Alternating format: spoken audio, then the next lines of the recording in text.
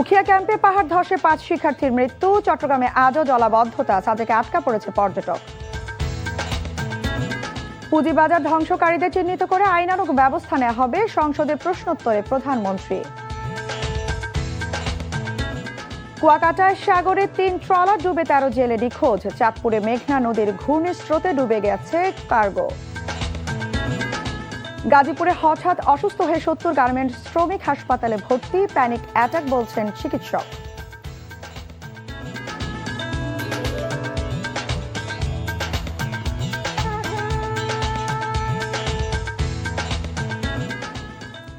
আসসালামু আলাইকুম, তামান্না নাহিদ খান স্বাগত জানাচ্ছে এনটিভির দেশের খবরে। শিরোনাম দেখছিলেন, এবার পুরো খবর। ভারী বর্ষণে কক্সবাজারের উখিয়ার কুতুপালংকের একটি কোচিং সেন্টারে পাহাড় ধসে ৫ রোহিঙ্গা শিক্ষার্থী নিহত হয়েছে, আহত হয়েছে ২০ জন। সর্বশেষ ২৪ ঘন্টায় চট্টগ্রামে ২৩৭.৫ মিলিমিটার এবং ঢাকায় ৫৯ মিলিমিটার বৃষ্টিপাত রেকর্ড করেছে আবহাওয়া অধিদপ্তর। বৃষ্টিতে তলিয়ে গেছে চট্টগ্রাম সহ পার্বত্য অঞ্চলের নিচু এলাকা। বন্ধ রয়েছে চট্টগ্রাম কক্সবাজার রুটের ট্রেন চলাচল। পরিস্থিতি বিবেচনায় চট্টগ্রাম বোর্ডের এইচএসসি ও সমমানের আজকের পরীক্ষা স্থগিত করা হয়। সাজেকে পর্যটক ভ্রমণে সাময়িক নিষেধাজ্ঞা দিয়েছে জেলা প্রশাসন। এদিকে আগামী ১২ জুলাই পর্যন্ত দেশের বিভিন্ন অঞ্চলে বৃষ্টিপাত অব্যাহত থাকার আভাস দিয়েছে আবহাওয়া অধিদপ্তর। বিস্তারিত জীবন আহমেদের ডেস্ক রিপোর্ট। কক্সবাজারের উখিয়ার কুতুপালংয়ে পাহাড়ের পাদদেশে ছিল কোচিং সেন্টারটি। রোহিঙ্গা শিক্ষার্থীরা সেখানে কোচিং করছিল। বুধবার দুপুরে হঠাৎ পাহাড় ধসে পড়ে, নিভে যায় ৫টি তাজা প্রাণ। ফায়ার সার্ভিস এসে ২০ জনকে জীবিত উদ্ধার করে। টানা কয়েকদিনের ভারী বৃষ্টিপাতে কক্সবাজারের ২০ গ্রামের নিচু এলাকা প্লাবিত হয়েছে। মাতামুহুরী ও বাঘখালী নদীর পানি বিপদসীমার ওপর দিয়ে বইছে। গত ৩ দিনে পাহাড় ধসের ঘটনা রোহিঙ্গা শরণার্থী শিবিরে ৮ জন সহ কক্সবাজার জেলায় ১১ জনের মৃত্যু হয়েছে। মাস যায় বছর যায়, চট্টগ্রামবাসীর জলাবদ্ধতার হাত থেকে কোনোভাবেই রেহাই মিলছে না। টানা বৃষ্টিতে চট্টগ্রামের বিস্তীর্ণ এলাকা জুড়ে সৃষ্টি হয়েছে ভয়াবহ জলাবদ্ধতা। জলজটের কারণে সবকিছু যেন থমকে আছে।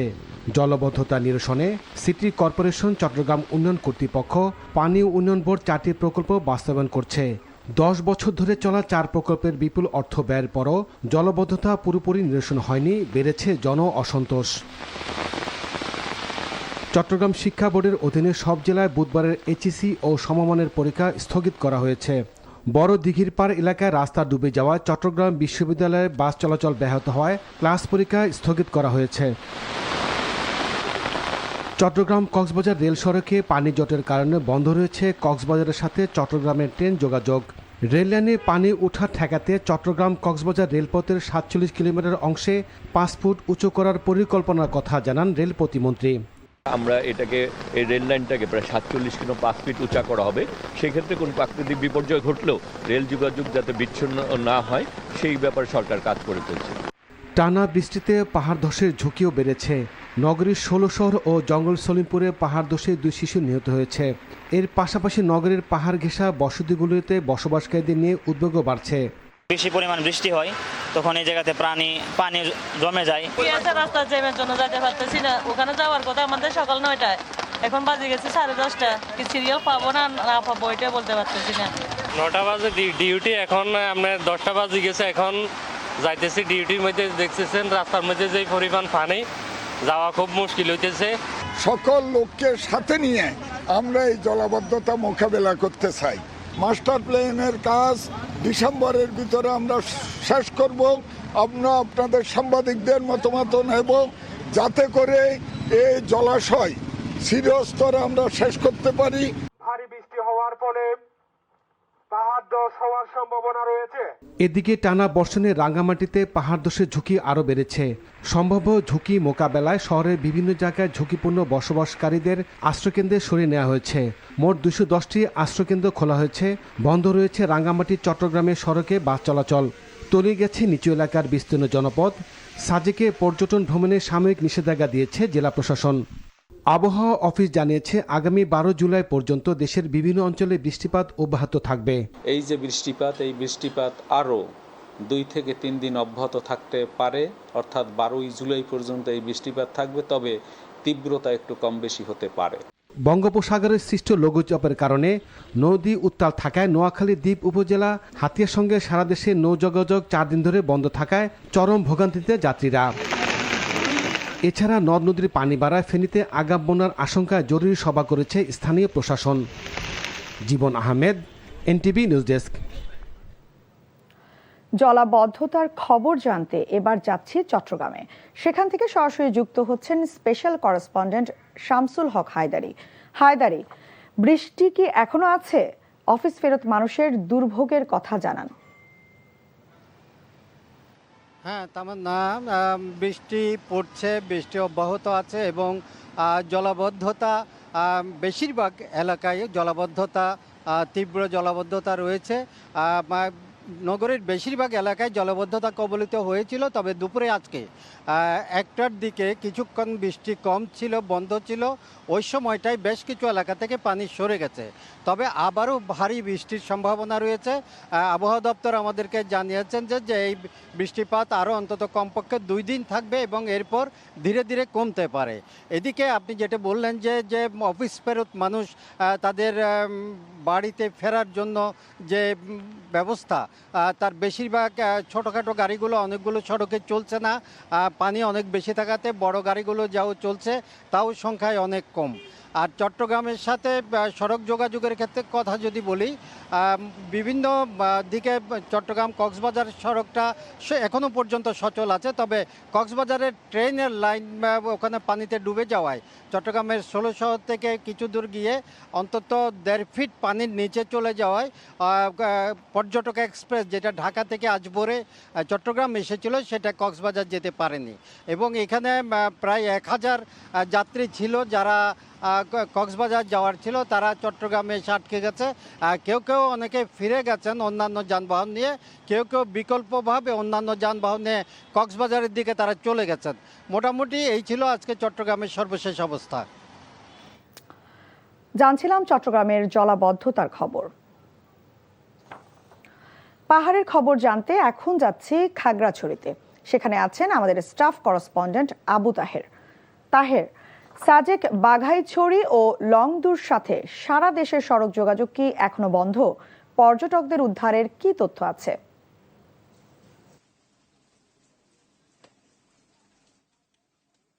আচ্ছা, যেমনটা বলছিলেন, খাগড়াছড়িতে আসলে গত 3 দিনের যে প্রবল বর্ষণ হচ্ছে একটানা, সেই বর্ষণের কারণে নিম্নাঞ্চলগুলো প্লাবিত হয়ে গেছে। গতকাল রাত থেকে খাগড়াছড়ির সাথে রাঙ্গামাটির পর্যটন নগরী সাজেক এবং লংগদুর সড়ক যোগাযোগ বিচ্ছিন্ন রয়েছে। আমি কথা বলেছিলাম দুপুরের দিকে সাজেক রিসোর্ট অ্যাসোসিয়েশনের নেতৃবৃন্দের সাথে। তারা জানিয়েছেন সাজেক রিসোর্টে প্রায় 450 জনের মতো পর্যটক আটকা পড়েছেন, যারা খাগড়াছড়ি আসতে পারছেন না। এবং এদেরকে বিশেষ করে এই দুইটি সড়কে, সাজেকের 2টি সড়কে রাস্তার উপরে পানি উঠে যাওয়ার কারণে মূলত পর্যটকদেরকে খাগড়াছড়িতে ফিরে আনা সম্ভব হচ্ছে না।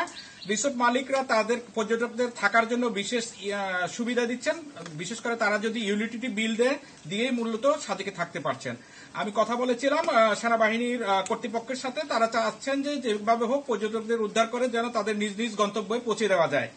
খাগড়াছড়ি জেলা প্রশাসনের সঙ্গে কথা বলেছি। বিশেষ করে পাহাড় দোষ এবং ঝুঁকিপূর্ণ স্থানে বসবাসকারীদেরকে সরিয়ে নেওয়ার জন্য প্রশাসন থেকে মাইকিং করা হয়েছে এবং স্বেচ্ছাসেবী সহ উদ্ধার কর্মীদেরকে প্রস্তুত রাখা হয়েছে। জেলার 135টি আশ্রয় কেন্দ্র খোলা হয়েছে, কিন্তু এখন পর্যন্ত কেউ দিঘিনালায় 10 থেকে 20 জনের মতো আশ্রয় কেন্দ্রে অবস্থান নিয়েছেন। বাকি আশ্রয় কেন্দ্রগুলো প্রস্তুতি আছে। আমি সড়ক বিভাগের সাথে কথা বলেছিলাম।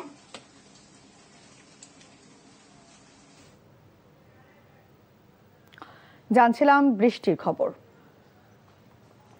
লালমনিরহাটে তিস্তা নদীর পানি বৃদ্ধির ফলে আবারও স্বল্পমেয়াদী বন্যা দেখা দিতে পারে বলে জানিয়েছে বন্যা পূর্বাভাস ও সতর্কীকরণ কেন্দ্র। বিকালে তিস্তা ব্যারেজের ডালিয়া পয়েন্টে পানি বিপদ সীমার 16 সেন্টিমিটার নিচ দিয়ে প্রবাহিত হচ্ছিল। বন্যা পূর্বাভাস ও সতর্কীকরণ কেন্দ্র জানায়, গত 24 ঘন্টায় রংপুর অঞ্চলে ভারী থেকে অতি ভারী বৃষ্টিপাত হয়েছে। এছাড়া আগামী 3 দিন এ অঞ্চল সহ উজানে ভারতের বিভিন্ন এলাকায় ভারী থেকে অতি ভারী বৃষ্টিপাত হতে পারে। ফলে তিস্তা নদীর পানি আরও বৃদ্ধি পেয়ে বিপদসীমার ওপর দিয়ে প্রবাহিত হওয়ায় লালমনিরহাট, নীলফামারী ও রংপুরের নদী সংলগ্ন নিম্নাঞ্চলে স্বল্পমেয়াদী বন্যা দেখা দিতে পারে। ধারাবাহিকভাবে পুঁজিবাজারের পতন ঘটিয়ে যারা হাজার হাজার বিনিয়োগকারীকে নিঃস্ব করেছে, তাদেরকে চিহ্নিত করে আইনানুগ ব্যবস্থা গ্রহণের কথা জানিয়েছেন প্রধানমন্ত্রী তারেক রহমান। ত্রয়োদশ জাতীয় সংসদের চলতি অধিবেশনের প্রশ্নোত্তর পর্বে একথা জানান তিনি। বলেন, পুঁজিবাজারের স্থিতিশীলতা এবং বিনিয়োগকারীদের আস্থা ফিরিয়ে আনতে বদ্ধপরিকর সরকার। বিশেষজ্ঞ মতামতের ভিত্তিতে প্রয়োজনে সরকারি কোম্পানিগুলোকে পুঁজিবাজারে অন্তর্ভুক্ত করার কথা বলেছেন প্রধানমন্ত্রী। পুঁজিবাজারের বৈষম্য দূর করা সরকারের লক্ষ্য জানিয়ে তিনি বলেন, ঢাকা ও চট্টগ্রাম স্টক এক্সচেঞ্জকে শক্তিশালী করতে চায় সরকার। ইতিমধ্যে শেয়ার মার্কেটের কেলেঙ্কারি অভিযোগ দুদক কর্তৃক অনুসন্ধান কার্যক্রম পরিচালনা করা হয়েছে, যার প্রেক্ষিতে কতিপয় ব্যক্তিকে চিহ্নিত করে মামলা সহ তাদের বিরুদ্ধে আইনানুগ ব্যবস্থা গ্রহণ করা হয়েছে। এছাড়া শেয়ার মার্কেট কেলেঙ্কারির সাথে আরও অন্যান্য যে সকল ব্যক্তি প্রতিষ্ঠান জড়িত কিনা তা উদ্ঘাটনের কার্যক্রম চলমান রয়েছে। মাননীয় স্পিকার, ইতিমধ্যে শেয়ার মার্কেট কারসাজি, অনিয়ম ও দুর্নীতিগ্রস্ত ব্যক্তি এবং প্রতিষ্ঠানের বিরুদ্ধে Bangladesh securities and exchange commission কর্তৃক শাস্তিমূলক ব্যবস্থা হিসাবে 1497 কোটি টাকা অর্থদণ্ড আরোপ করা হয়েছে। পটুয়াখালীর কুয়াকাটা সংলগ্ন বঙ্গোপসাগরে ঝড়ো হাওয়া এবং উত্তাল ঢেউয়ে 3টি মাছ ধরা ট্রলার ডুবে গেছে। এতে নিখোঁজ রয়েছেন 13 জেলে। দুপুরে চর বিজয় সংলগ্ন বঙ্গোপসাগরে 6 জেলে নিয়ে একটি ছোট মাছ ধরা ট্রলার ডুবে যায়। এতে ট্রলারের মালিক মাসুদ মাঝি উদ্ধার হলেও এখনও নিখোঁজ রয়েছে 5 জেলে। এছাড়া মঙ্গলবার বিকালে বঙ্গোপসাগরের 17 কিলোমিটার গভীরে 18 জেলে নিয়ে ফকিরহাটের FB মহিমা নামের একটি ট্রলার ডুবে যায়। দুপুরে 16 জেলেকে উদ্ধার করা হলেও এখনও নিখোঁজ রয়েছে 2 জেলে। এর আগে গলাচিপায় ট্রলার ডুবে নিখোঁজ হয় 6 জেলে। জেলেদের উদ্ধারে কোস্ট গার্ড অভিযান অব্যাহত রেখেছে। এদিকে চাঁদপুরের 3 নদীর মোহনায় উত্তাল ঘূর্ণিস্রোতে একটি কার্গো উল্টে ডুবে গেছে। এতে কার্গোতে থাকা প্রায় 5,000 বস্তা ধান ও চাল পানিতে তলিয়ে যায়। সকালে চাঁদপুর শহরের পুরান বাজার এলাকার 3 নদীর মোহনায় এ দুর্ঘটনা ঘটে। কার্গোর শ্রমিকরা জানায়, পাবনা থেকে 3,500 বস্তা চাল ও 1,500 বস্তা ধান নিয়ে কার্গোটি পুরান বাজার ঘাটের কাছে পৌঁছালে ঘূর্ণিঝড়ের কবলে পড়ে হেলে যায়। এ সময় কার্গোতে থাকা 5 থেকে 6 জন শ্রমিক সাঁতরে তীরে উঠতে সক্ষম হন। পরে হেলে পড়া কার্গোটি ডাকাতিয়া নদীর তীরে ভিড়ানোর চেষ্টা করা হলেও এক পর্যায়ে সেটি ডুবে যায়। কার্গোটি উদ্ধারের চেষ্টা করছে ফায়ার সার্ভিস। গাজীপুরের একটি পোশাক কারখানার অন্তত 70 জন শ্রমিক অসুস্থ হয়ে বিভিন্ন হাসপাতালে চিকিৎসাধীন রয়েছে। চিকিৎসকদের ধারণা, তারা প্যানিক অ্যাটাকে আক্রান্ত। শ্রীপুরে টেপির বাড়ি এলাকায় কালার অ্যান্ড কোং লিমিটেড কারখানায় এই ঘটনা ঘটে। পরিস্থিতি বিবেচনায় কারখানায় সাধারণ ছুটি ঘোষণা করেছে কর্তৃপক্ষ। শ্রমিকদের দাবি, একটি ফ্লোরে হঠাৎ একে একে শ্রমিকরা বমি, মাথা ঘোরা সহ বিভিন্ন উপসর্গ নিয়ে অসুস্থ হয়ে পড়ে। এর আগে গত 24শে জুন রাতের ডিউটিতে লিজা নামে এক শ্রমিক ওই ফ্লোরে অসুস্থ হয়ে মারা যান। সেই থেকে কারখানায় আতঙ্ক ছড়িয়ে পড়ে। দর্শক, নন্দিত বেসরকারি টেলিভিশন চ্যানেল NTVর 24 বছরে পদার্পণ উপলক্ষে দেশের বিভিন্ন স্থানে নানা কর্মসূচি পালিত হয়েছে। এসব আয়োজনে বস্তুনিষ্ঠ ও নিরপেক্ষ সংবাদ পরিবেশনে ধারাবাহিকতা এবং NTVতে আরও বৈচিত্র্যময় অনুষ্ঠানের প্রত্যাশার কথা জানিয়েছেন দর্শকরা। প্রতিনিধিদের পাঠানো তথ্য ও ছবিতে ইমরুল কায়েসের ডেস্ক রিপোর্ট। বর্ণাঢ্য আয়োজনে সাভারে NTVর প্রতিষ্ঠাবার্ষিকী উদযাপন করা হয়েছে। এতে স্থানীয় সংসদ সদস্য ডাক্তার দেয়ান মোহাম্মদ সালাউদ্দিন বাবু সহ বিভিন্ন গণ্যমান্য ব্যক্তি উপস্থিত ছিলেন। অনেক প্রতিকূলতার মধ্যে, অনেক ঝড় ঝাপটার মধ্যে এই চ্যানেলটি তার কার্যক্রম চালিয়ে গিয়েছে এবং এখনো জনগণ প্রত্যাশা করে যে NTV অন্যতম একটি সেরা চ্যানেল, যা বাংলাদেশের মানুষের মনের কথা বলা। এদিকে জাহাঙ্গীরনগর বিশ্ববিদ্যালয়ের জহির রায়হান মিলনায়তনের সেমিনার কক্ষে কেক কাটা, শুভেচ্ছা বিনিময় ও আলোচনা সভার মধ্য দিয়ে দিবসটি পালন করা হয়। ফরিদপুর শান্তিনিবাসে ব্যতিক্রমী আয়োজনে এনটিপির 24 বছরে পদার্পণ উদযাপন করা হয়েছে। এ সময় শান্তিনিবাসে থাকা বয়োবৃদ্ধ 8 জন নারী ও 4 জন বয়স্ক ব্যক্তিকে উন্নত মানের খাবার, মৌসুমী ফলসহ পোশাক উপহার দেওয়া হয়। অনুষ্ঠানে ফরিদপুর 3 আসনের সংসদ সদস্য চৌধুরী নায়াব ইউসুফ বলেন, এনটিভি দেশ ও জাতির কল্যাণে বলিষ্ঠ ভূমিকা রাখছে। তো এটা অনেক কষ্টের যে সন্তান সন্ততি ছাড়া একটি বৃদ্ধাশ্রমে একটি মানুষের জীবন, তাদের কষ্টটা আমরা ভাগাভাগি করে নিতে পারছি এবং তাদের পাশে থাকতে পারছি। এটার জন্য আমি এনটিভিকে সকলকে আমি ধন্যবাদ জানাই। কেক কাটা, আলোচনা সভার মধ্য দিয়ে নরসিংদীতে জনপ্রিয় টেলিভিশন চ্যানেল এনটিভির বর্ষবরণ অনুষ্ঠিত হয়েছে। অনুষ্ঠানে স্থানীয় সংসদ সদস্য ও বিএনপির যুগ্ম মহাসচিব খায়রুল কবির খোকন বলেন, এনটিভি জনগণের কথা বলে, সত্য ও ন্যায়ের পক্ষে থাকে। তারা যে বিষয়টি জনগণের কাছে উপস্থাপন করা, মানে বস্তুনিষ্ঠ সংবাদ পরিবেশনের যে বিষয়গুলি থাকে, তারা যেন সম্পূর্ণ নিরপেক্ষভাবে থাকে। বর্ণাঢ্য আয়োজনের মাধ্যমে রাজবাড়ীতে এনটিভির প্রতিষ্ঠাবার্ষিকী উদযাপন করা হয়েছে। দিবসটি ঘিরে কেক কাটা, আলোচনা সভার আয়োজন করা হয়। মাদারীপুরে এনটিভির প্রতিষ্ঠাবার্ষিকী ঘিরে কেক কাটা, আনন্দ র্যালি ও আলোচনা সভার আয়োজন করা হয়। এ সময় স্থানীয় সংসদ সদস্য আনিসুর রহমান তালুকদার খোকন সহ গুরুত্বপূর্ণ ব্যক্তিরা উপস্থিত ছিলেন। এনটিভির প্রতিষ্ঠাবার্ষিকী উপলক্ষে মেহেরপুরের গাংনী প্রেস ক্লাবে কেক কেটে বর্ষপূর্তি উদযাপন করা হয়েছে। অনুষ্ঠানে আগত ব্যক্তিরা এনটিভির সংবাদ ও অনুষ্ঠানের প্রশংসা করেন। কুড়িগ্রামে নানা আয়োজনে এনটিভির প্রতিষ্ঠাবার্ষিকী পালন করা হয়েছে। এ সময় বিভিন্ন রাজনৈতিক ও সামাজিক নেতৃবৃন্দ এবং গুরুত্বপূর্ণ ব্যক্তিরা উপস্থিত ছিলেন। এ সময় তারা এনটিভির ভূয়সী প্রশংসা করে শুভেচ্ছা জানান। Imrul Kayes, NTV news desk. নেত্রকোনার বারহাট্টায় বিধবাকে ধর্ষণের ঘটনায় জন্ম নেয়া কন্যা শিশুর পিতৃত্ব 13 বছর পর আদালতের রায়ে নিশ্চিত হয়েছে। একই সঙ্গে অভিযুক্ত মোহাম্মদ হেলালকে যাবজ্জীবন কারাদণ্ড এবং 1 লাখ টাকা অর্থদণ্ড এবং অনাদায়ে 1 বছরের সশ্রম কারাদণ্ড দিয়েছেন আদালত। দুপুরে নেত্রকোনা জেলা নারী ও শিশু নির্যাতন দমন ট্রাইব্যুনালের বিচারক AKM এমদাদুল হক রায় দেন। 2013 সালের 1 মার্চ বারহাট্টার মোহাম্মদ হেলালের বিরুদ্ধে বিধবাকে ধর্ষণের অভিযোগ ওঠে। পরবর্তীতে ভুক্তভোগী কন্যা শিশুর জন্ম দেন। এই ঘটনায় ভুক্তভোগীর বোন থানায় মামলা করেন। 8 জন সাক্ষীর সাক্ষ্য, আলামত এবং ডিএনএ পরীক্ষার ভিত্তিতে আদালতে নিশ্চিত হন যে ধর্ষণের ঘটনায় জন্ম নেওয়া শিশুটির বাবা অভিযুক্ত মোহাম্মদ হেলাল। এর পরিপ্রেক্ষিতে আজ রায় ঘোষণা করা হয়। ব্রাহ্মণবাড়িয়া ঢাকা সিলেট মহাসড়কের বিশ্ব রোডে টানা বৃষ্টির মধ্যে চলমান উন্নয়ন কাজ বড় বড় গর্তের কারণে দীর্ঘ যানজটের সৃষ্টি হয়েছে। মঙ্গলবার সন্ধ্যা থেকে শুরু হওয়া যানজট এখন পর্যন্ত অব্যাহত থাকায় দুর্ভোগে পড়েন হাজার হাজার যাত্রী। সকালে শাহবাজপুর সেতু ও ইসলামাবাদ এলাকায় 2টি ট্রাক বিকল হয়ে পড়ায় পরিস্থিতির আরও অবনতি ঘটে। বিশ্ব রোড গোল চত্বরে উন্নয়নমূলক কাজের কারণে ঢাকা সিলেটমুখী মাত্র 1টি লেন চালু রয়েছে। এর মধ্যে টানা বৃষ্টিপাতে সড়কের বিভিন্ন স্থানে পানি জমে বড় বড় গর্ত পানির নিচে তলিয়ে যাওয়ায় ভারী যানবাহন আটকা পড়েছে। মানিকগঞ্জের শিবালয়ে কারখানায় শ্রমিক ছাঁটাই বন্ধ এবং বিভিন্ন অনিয়মের প্রতিবাদে উথলি পাটুরিয়া মহাসড়ক অবরোধ করেছে শ্রমিকরা। সকালে নবগ্রাম এলাকায় শুরু হওয়া এই কর্মসূচিতে মহাসড়কের উভয় পাশে যানজটের সৃষ্টি হয়। এতে চরম দুর্ভোগে পড়েন যাত্রী ও পরিবহন শ্রমিকরা। শ্রমিকদের অভিযোগ, দীর্ঘদিন ধরেই তারা সরকারি গেজেট অনুযায়ী বেতন ভাতা পাচ্ছেন না। পাশাপাশি অন্যায়ভাবে শ্রমিক ছাঁটাই এবং প্রতিষ্ঠানের কয়েকজন কর্মকর্তার অসৌজন্যমূলক আচরণে ক্ষুব্ধ।